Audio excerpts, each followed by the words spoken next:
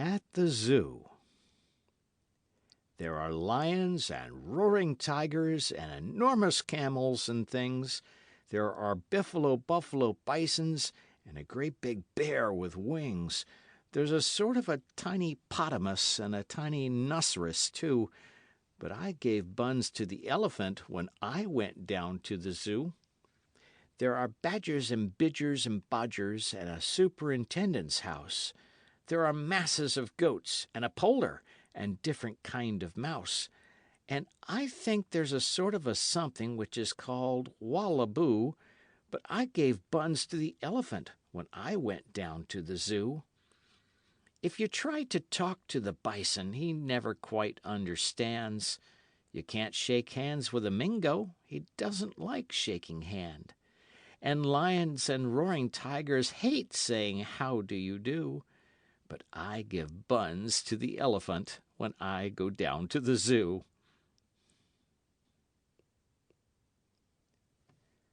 Rice pudding.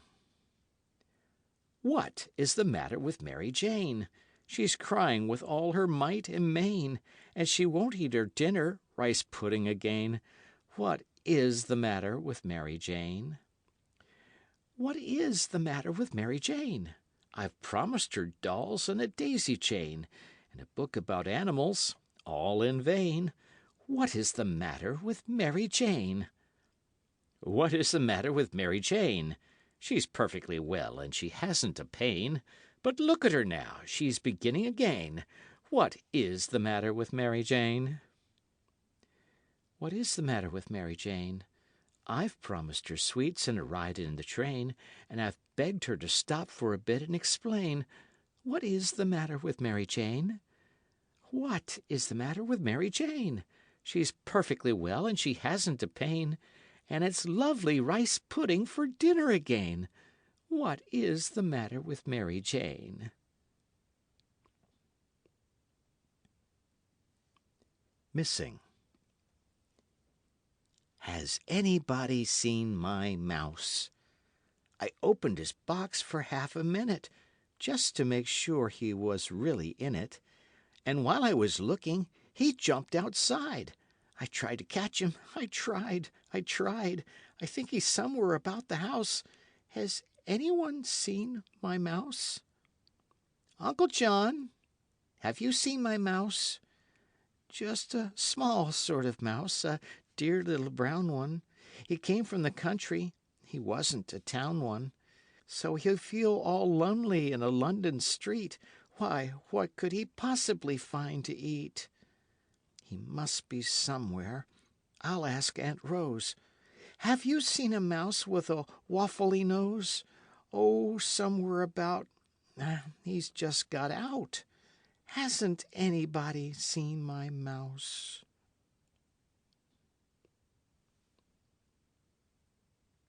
The King's Breakfast. The King asked the Queen and the Queen asked the dairymaid, could we have some butter for the royal slice of bread? The Queen asked the dairymaid. The dairymaid said, certainly, I'll go and tell the cow now before she goes to bed. The dairymaid, she curtsied and went and told the Alderney. Don't forget the butter for the royal slice of bread.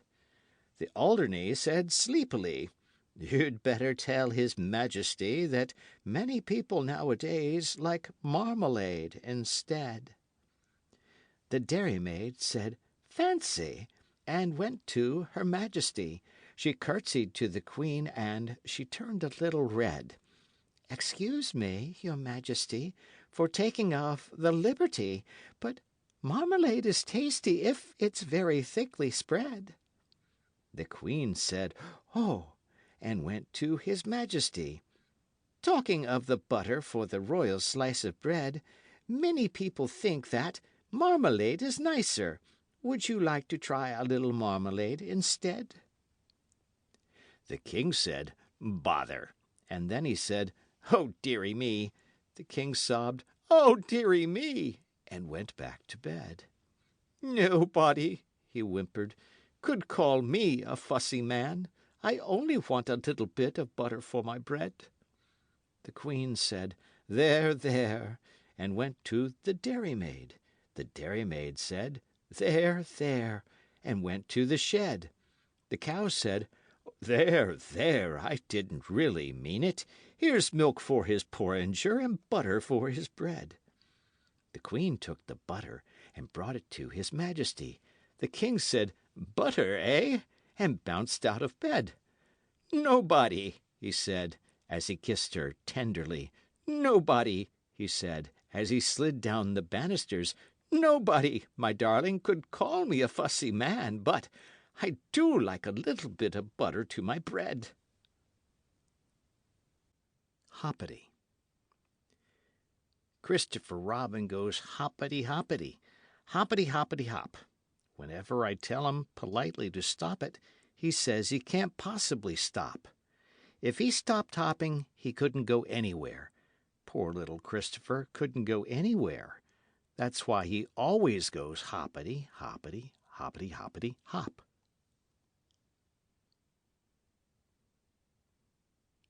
At home. I want a soldier in a busby. I want a soldier to come and play with me. I'd give him cream cakes, big ones, sugar ones.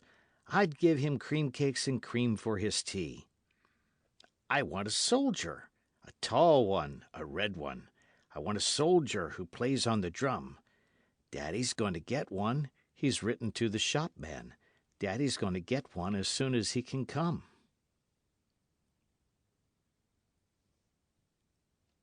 The wrong house. I went into a house, and it wasn't a house. It has big steps and a great big hall.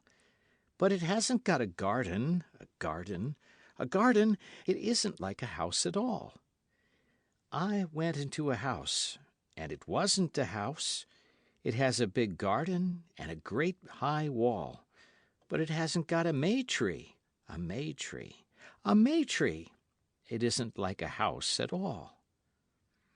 I went into a house, and it wasn't a house. Slow white petals from the May tree fall. But it hasn't got a blackbird. It isn't like a house at all. I went into a house, and I thought it was a house. I could hear from the May tree the blackbird call. But nobody listened to it. Nobody liked it.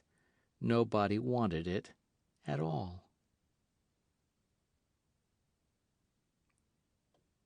Summer afternoon. 6 brown cows walked down to drink. All the little fishes blew bubbles at the mayfly. Splash goes the first as he comes to the brink. Swish go the tails of the 5 who follow. 12 brown cows bend drinking there. All the little fishes went waggle-tail, waggle-tail. 6 from the water and 6 from the air. Up and down the river darts a blue-black swallow. The Dormouse and the Doctor. There once was a dormouse who lived in a bed of delphiniums blue and geraniums red. And all the day long he'd a wonderful view of geraniums red and delphiniums blue. A doctor came hurrying round and he said, "Tut, tut, I am sorry to find you in bed. Just say 99 while I look at your chest. Don't you find that chrysanthemums answer the best?" The Dormouse looked round at the view and replied, when he'd said 99, that he'd tried, and much the most answering things that he knew were geraniums red and delphiniums blue. The doctor stood frowning and shaking his head, and he took up his shiny silk hat as he said, "What the patient requires is a change," and he went to see some chrysanthemum people in Kent. The Dormouse lay there, and he gazed at the view of geraniums red and delphiniums blue, and he knew there was nothing he wanted instead of delphiniums blue and geraniums red. The doctor came back, and to show what he meant, he had brought some chrysanthemum cuttings from Kent. "Now these," he remarked, give a much better view than geraniums red and delphiniums blue. They took out their spades and they dug up the bed of delphiniums blue and geraniums red, and they planted chrysanthemums yellow and white. "And now," said the doctor, "we'll soon have you right." The dormouse looked out, and he said, with a sigh, "I suppose all these people know better than I. It was silly, perhaps, but I did like the view of geraniums red and delphiniums blue." The doctor came round and examined his chest, and ordered him nourishment, tonics, and rest. "How very effective," he said, as he shook the thermometer, "all these chrysanthemums look." The dormouse turned over to shut out the sight of endless chrysanthemums, yellow and white. How lovely, he thought, to be back in a bed of delphiniums blue and geraniums red. The doctor said, "Tut, it's another attack," and ordered him milk and massage of the back and freedom from worry and drives in a car, and murmured, "How sweet your chrysanthemums are." The dormouse lay there with his paws to his eyes, and imagined himself such a pleasant surprise. "I'll pretend the chrysanthemums turned to a bed of delphiniums blue and geraniums red." The doctor next morning was rubbing his hands and saying, "There's nobody quite understands these cases as I do. The cure has begun. How fresh the chrysanthemums look in the sun."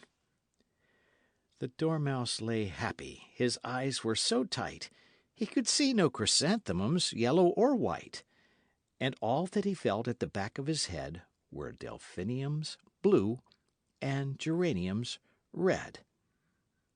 "And that is the reason," Aunt Emily said, "if a dormouse gets in a chrysanthemum bed, you will find, so Aunt Emily says, that he lies fast asleep on his front with his paws to his eyes." Shoes and Stockings. There's a cavern in the mountain where the old men meet. Hammer, hammer, hammer, hammer, hammer, hammer. They make gold slippers for my lady's feet. Hammer, hammer, hammer, hammer, hammer, hammer. My lady is marrying her own true knight. White her gown, and her veil is white, but she must have slippers on her dainty feet. Hammer, hammer, hammer, hammer. There's a cottage by the river where the old wives meet. Chatter, chatter, chatter, chatter, chatter, chatter. They weave gold stockings for my lady's feet. Chatter, chatter, chatter, chatter, chatter, chatter. My lady is going to her own true man, youth to youth, since the world began, but she must have stockings on her dainty feet. Chatter, chatter, chatter, chatter. Sand between the toes. I went down to the shouting sea, taking Christopher down with me, for nurse had given us sixpence each, and down we went to the beach. We had sand in the eyes, and the ears and the nose, and sand in the hair, and sand between the toes. Whenever a good nor'wester blows, Christopher is certain of sand between the toes. The sea was galloping grey and white. Christopher clutched his sixpence tight. We clambered over the humping sand, and Christopher held my hand. We had sand in the eyes, and the ears, and the nose, and sand in the hair, and sand between the toes. Whenever a good nor'wester blows, Christopher is certain of sand between the toes. There was a roaring in the sky. The seagulls cried as they blew by. We tried to talk, but had to shout. Nobody else was out. When we got home, we had sand in the air, in the eyes and the ears, and everywhere. Whenever a good nor'wester blows, Christopher is found with sand between the toes.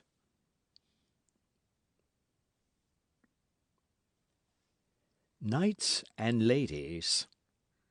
There is in my old picture book a page at which I like to look, where knights and squires come riding down the cobbles of some steep old town, and ladies from beneath the eaves flutter their bravest handkerchiefs, or, smiling proudly, toss down gages. But that was in the Middle Ages. It wouldn't happen now, but still, whenever I look up the hill, where, dark against the green and blue, the firs come marching two by two, I wonder if perhaps I might see suddenly a shining knight winding his way from blue to green, exactly as it would have been these many, many years ago. Perhaps I might. You never know.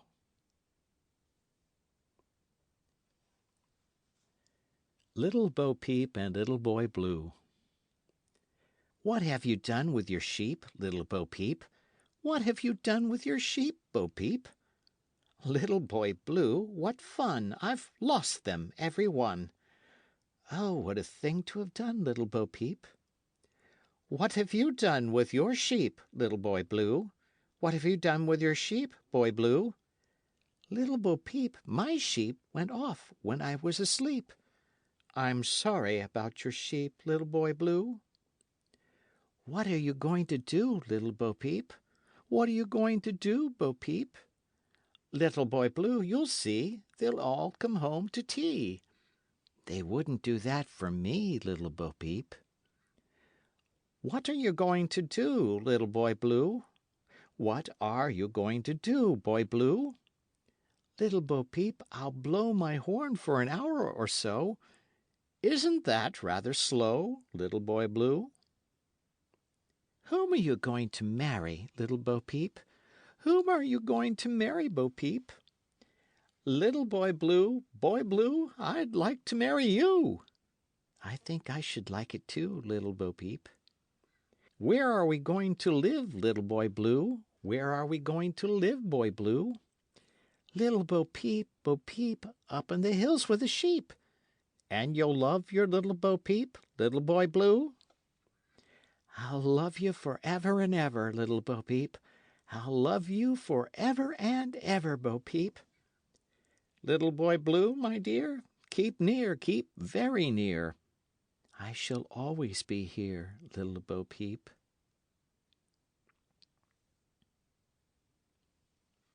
The Mirror. Between the woods the afternoon is fallen in a golden swoon.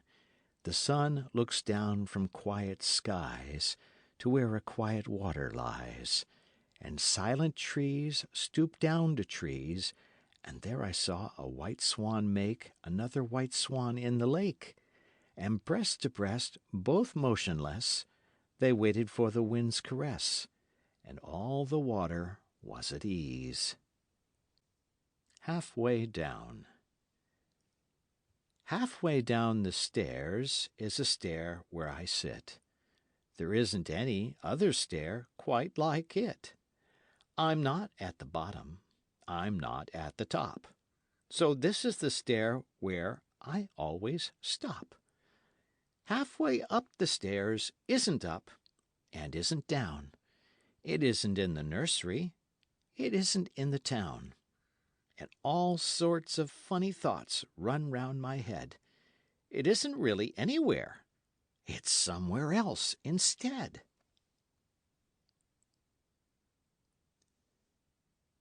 The Invaders.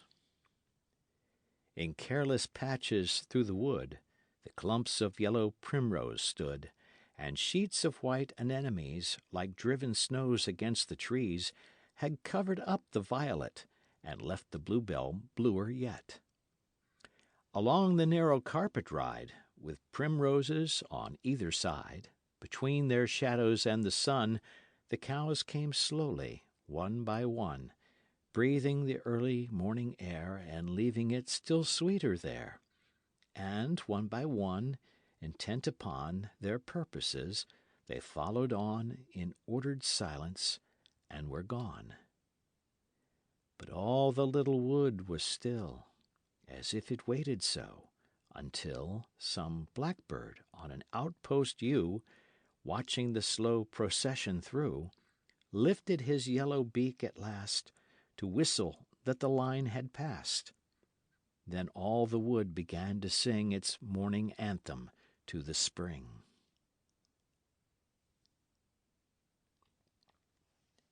Before tea. Emiline has not been seen for more than a week. She slipped between the two tall trees at the end of the green. We all went after her. Emiline! Emiline, I didn't mean. I only said that your hands weren't clean. We went to the trees at the end of the green, but Emiline was not to be seen. Emiline came slipping between the two tall trees at the end of the green. We all ran up to her. Emiline, where have you been? Where have you been? Why, it's more than a week. And Emiline said, Sillies, I went and saw the Queen. She says my hands are perfectly clean.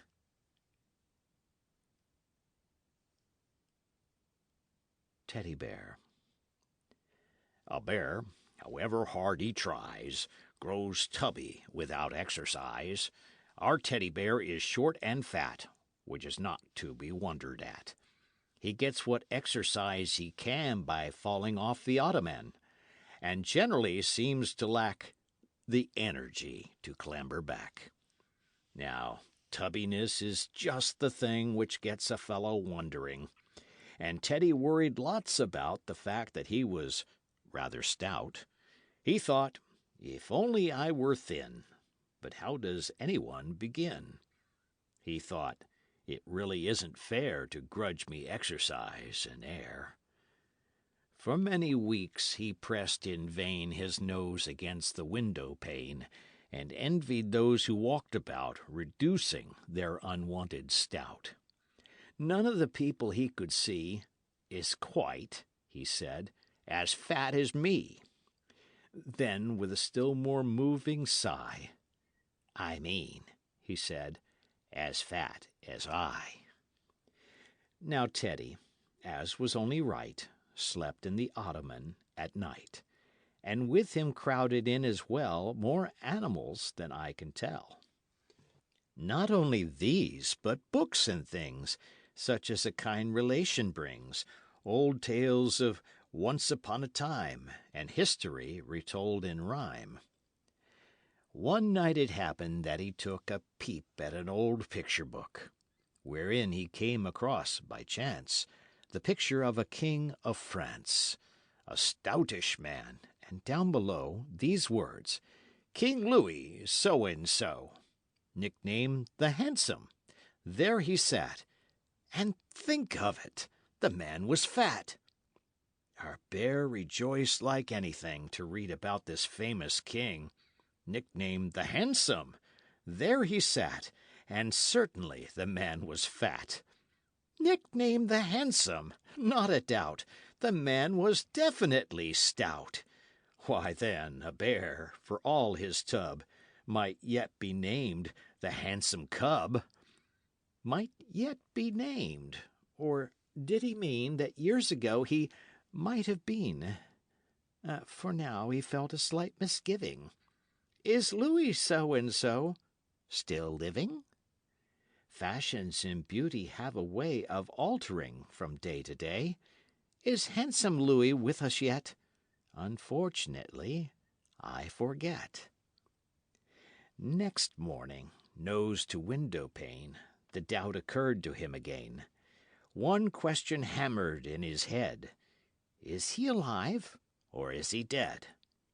Thus, nose to pane, he pondered, but the lattice window, loosely shut, swung open, with one startled "Oh!" Our Teddy disappeared below. There happened to be passing by a plump man with a twinkling eye, who, seeing Teddy in the street, raised him politely to his feet, and murmured kindly in his ear soft words of comfort and of cheer. Well, well, allow me. Not at all. Tut, tut, a very nasty fall. Our Teddy answered not a word. It's doubtful if he even heard. Our bear could only look and look. The stout man in the picture book! That handsome king, could this be he? This man of adiposity? Impossible, he thought, but still, no harm in asking. Yes, I will. Are you, he said, by any chance, His Majesty the King of France? The other answered, I am that, bowed stiffly, and removed his hat. Then said, Excuse me, with an air, but is it Mr. Edward Bear? And Teddy, bending very low, replied politely, Even so. They stood beneath the window there, the king and Mr. Edward Bear, and, handsome, if a trifle fat, talked carelessly of this and that. Then said his majesty, Well, well, I must get on, and rang the bell. Your bear, I think, he smiled. Good day, and turned and went upon his way. A bear, however hard he tries, grows tubby without exercise. Our teddy bear is short and fat, which is not to be wondered at. But do you think it worries him to know that he is far from slim? No, just the other way about. He's proud of being short and stout. Bad Sir Brian Botany. Sir Brian had a battle-axe with great big knobs on. He went among the villagers and blipped them on the head. On Wednesday and on Saturday, but mostly on the latter day, he called at all the cottages, and this is what he said. I am Sir Brian, ting-ling. I am Sir Brian, rat-tat. I am Sir Brian, as bold as a lion. Take that, and that, and that. Sir Brian had a pair of boots with great big spurs on, a fighting pair of which he was particularly fond.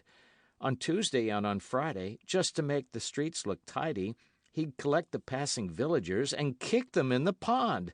I am Sir Brian, persplash. I am Sir Brian, sperlosh. I am Sir Brian, as bold as a lion. Is anyone else for a wash? Sir Brian woke one morning, and he couldn't find his battle-axe.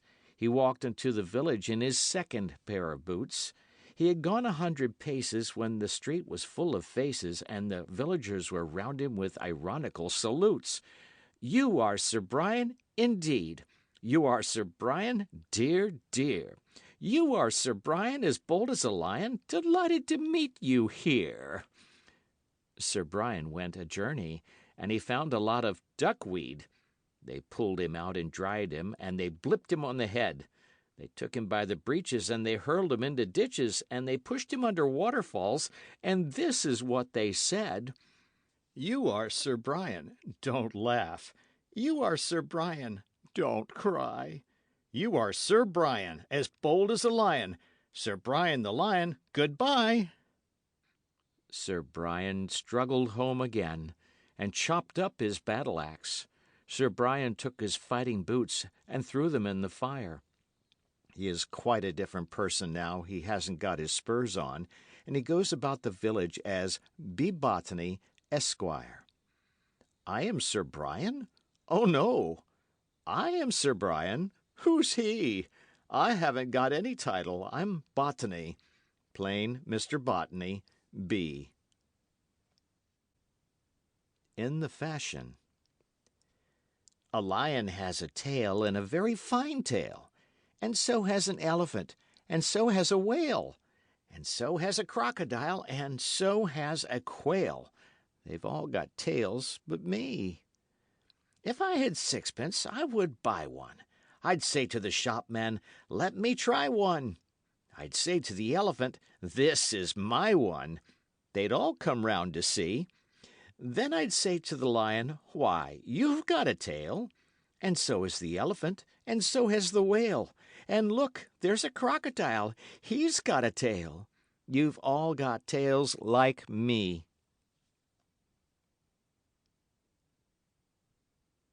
The Alchemist. There lives an old man at the top of the street. and the end of his beard reaches down to his feet, and he's just the one person I'm longing to meet. I think that he sounds so exciting. For he talks all the day to his tortoise-shell cat, and he asks about this and explains about that, and at night he puts on a big wide-awake hat and sits in the writing-room writing. He's worked all his life, and he's terribly old, at a wonderful spell which says, "Lo and behold, your nursery fender is gold," and it's gold, or the tongs or the rod for the curtain. But somehow he hasn't got hold of it quite, or the liquid you pour on it first isn't right. So that's why he works at it night after night till he knows he can do it for certain. Growing up. I've got shoes with grown-up laces. I've got knickers and a pair of braces. I'm all ready to run some races. Who's coming out with me? I've got a nice new pair of braces. I've got shoes with new brown laces. I know wonderful paddly places. Who's coming out with me? Every morning my new grace is, thank you, God, for my nice braces. I can tie my new brown laces. Who's coming out with me?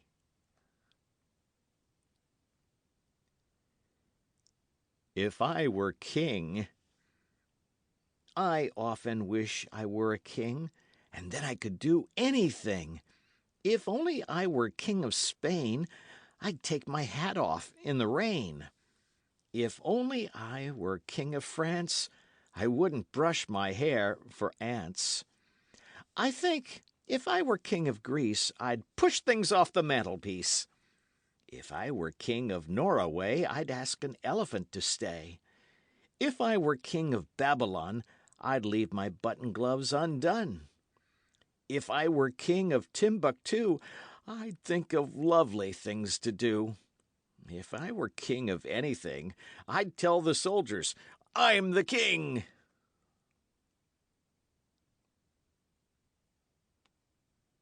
Vespers.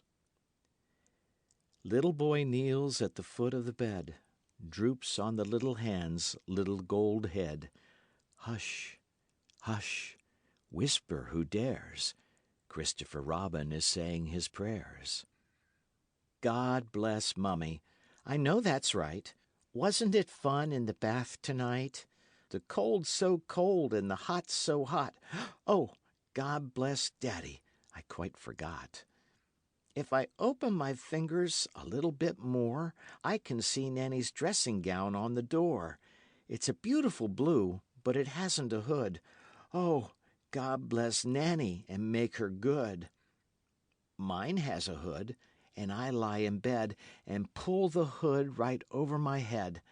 And I shut my eyes and I curl up small, and nobody knows that I'm there at all. Oh, thank you, God, for a lovely day. And what was the other I had to say? I said bless Daddy, so what can it be? Oh, now I remember it. God bless me. Little boy kneels at the foot of the bed, droops on the little hand's little gold head. Hush, hush, whisper who dares. Christopher Robin is saying his prayers.